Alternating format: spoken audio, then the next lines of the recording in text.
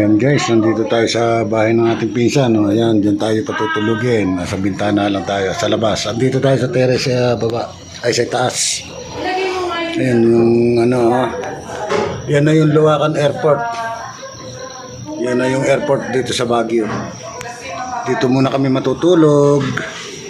Ayan. Puro ilaw kasi gabi na. Ayan. Hanggang dun yan. Hanggang doon. Mataas kasi lugar nito kaya kitang-kita lahat. Andyan po yung yung runway ng airport. Ayan diyan sa gawin na yan. Malapit lang. Ayan diyan. Ano po ito? Luwakan Airport. Ayan.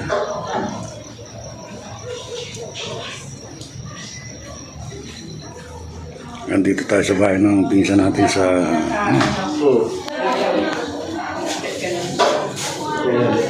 Kasi di ba nagkakagay tubig kanina?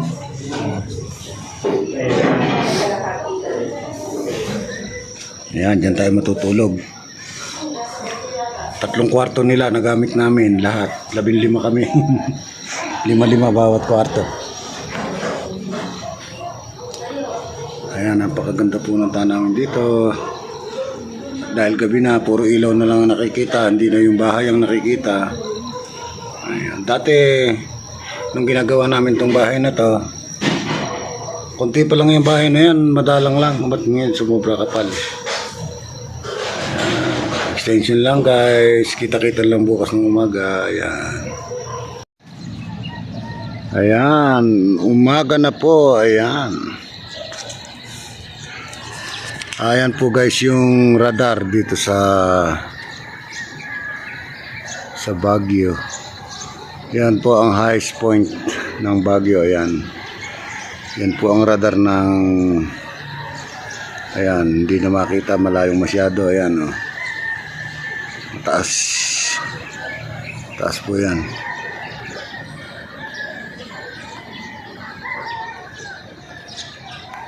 Ayun, hindi makita, malayo.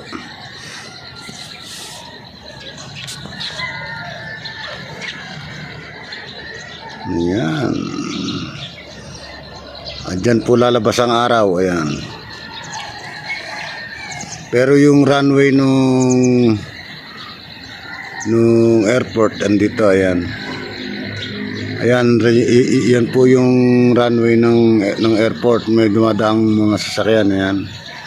Mahaba po yan magmula dito hanggang doon. Ayun, sa kabila pa ng bahay na yun. Diyan lumalapag ang mga aeroplano dito.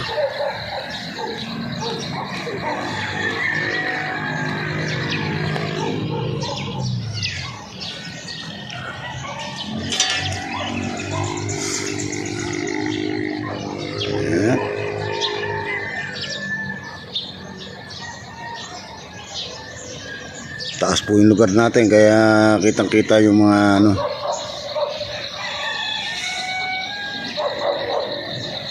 Ayan, bahay po ng pinsan ko to, pang third floor ito, hindi pa lang tapos. Ayan o, puro basura pa dito sa itaas.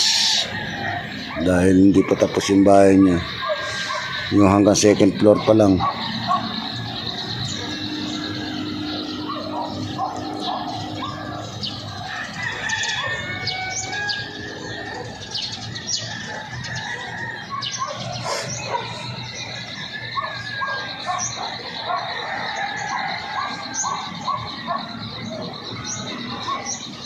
Medyo umaga na at hinihintay ko sanang lumabas yung yung mag sunrise eh.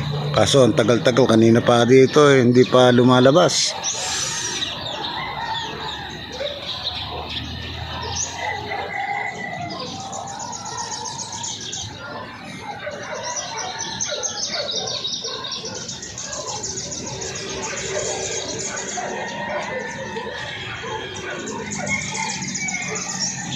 Yan, napakasarap po sa mata. Kaya lang napakalamig po talaga. Grabe.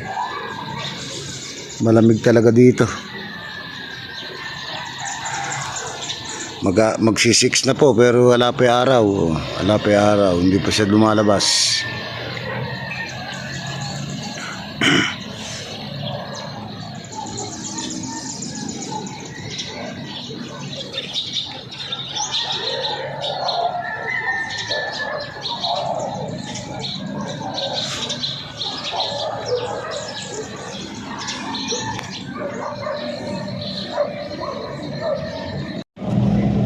Ayan, dito tayo sa chapel ng Baguio. Ayan. Kasi ililibing na yung tita natin na namatay dito sa Baguio.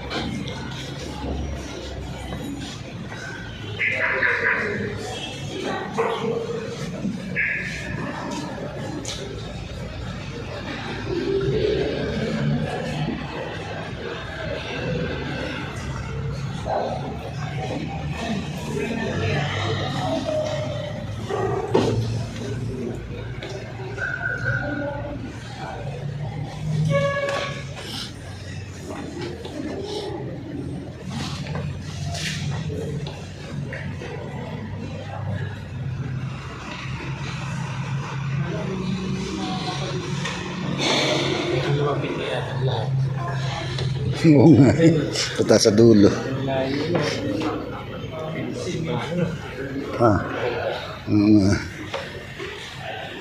Tagal na to. Parang kalamigan. Parang aircon.